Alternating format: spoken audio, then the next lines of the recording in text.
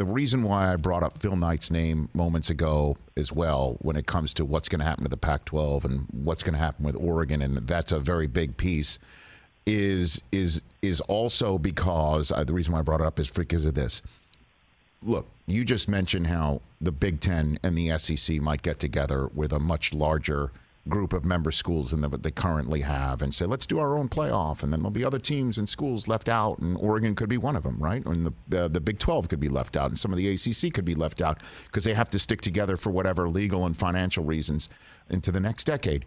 So there's two entities in my mind that could get this all together, where everybody gets together and figures out who's in, who's out, and just lift the kimono or burn it completely, like I said yesterday on yesterday's show upon the news of USC and UCLA. But this whole business of NCAA football, college football is now done. It's toast. NIL is the accelerant.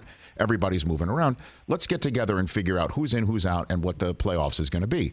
There's two entities, the television entities, but I think there's too much competition amongst that, and Phil Knight.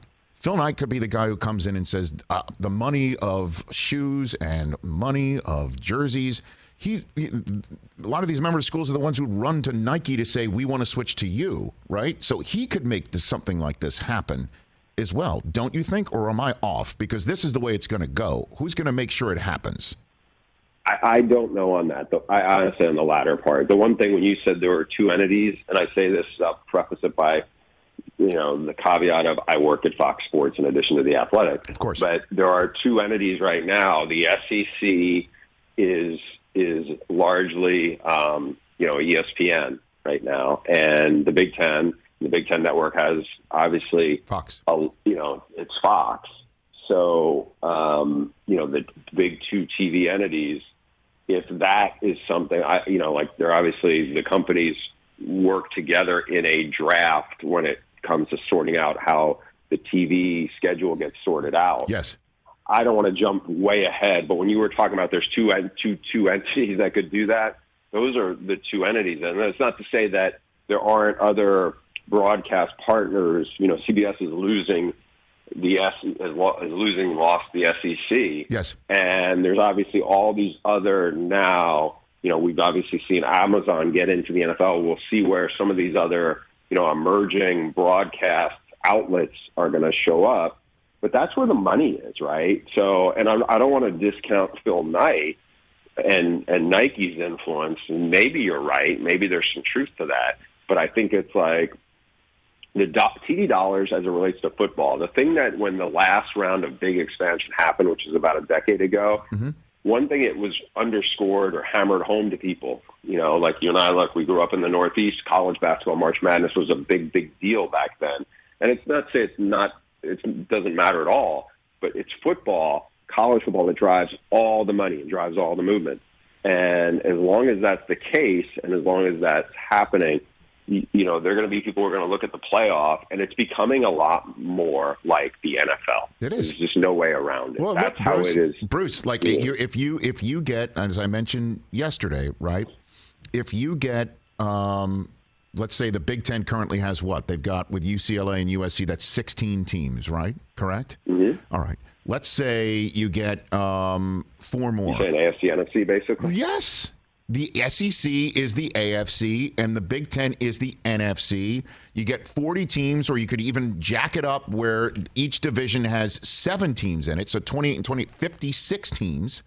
And that's college football. And one side has its own playoffs. The other side has its own playoffs, and they meet in the college Super Bowl. This is the way it's going to go.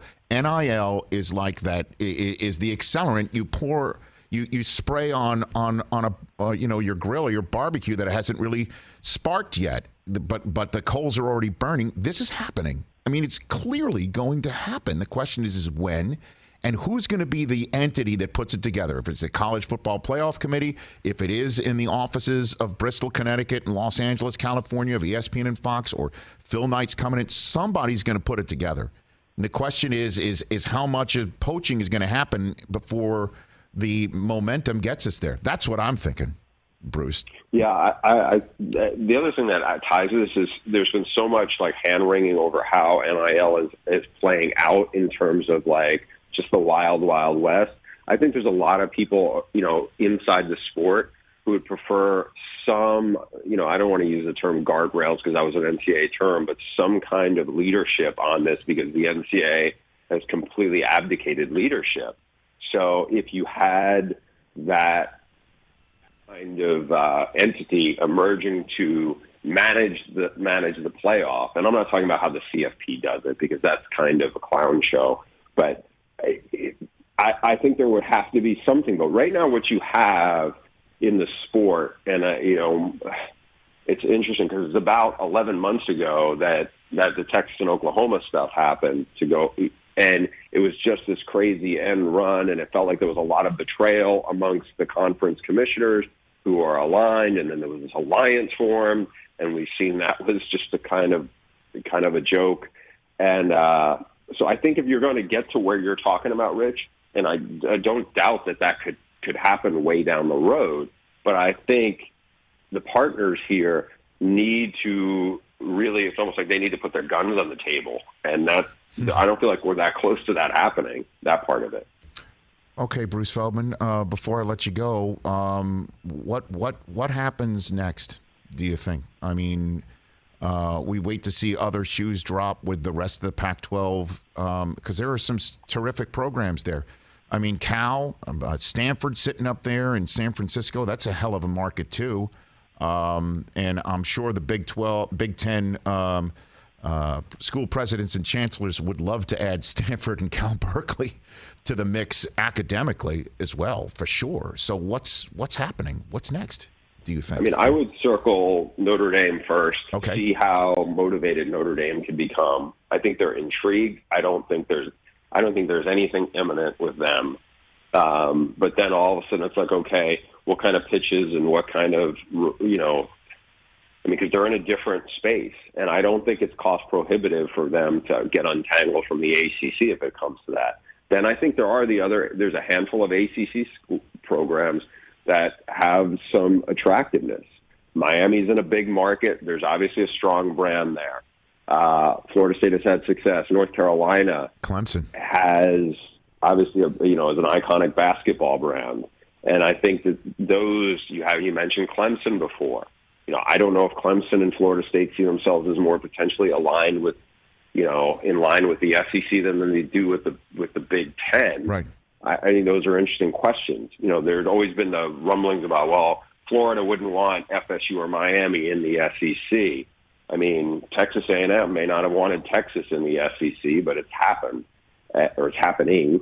And I think there's a lot of those kinds of questions that need to get sorted out. Now, as I said, with the ACC schools that are not Notre Dame, that are full-fledged members, the grant of rights as it relates to, they did a long-term, unwieldy, kind of what feels like underwhelming TV deal, and I don't know how boxed in they are, on that. So to me, Oregon is probably, in a lot of ways is kind of a wild card because of Phil Knight for one, because they've had a lot of success and they've elevated their brand, but also because right now they're in a league that feels like it is so, I don't want to say it's fallen apart into non-existence, but it is on such shaky ground and it is so diminished to where it was, 24 hours ago.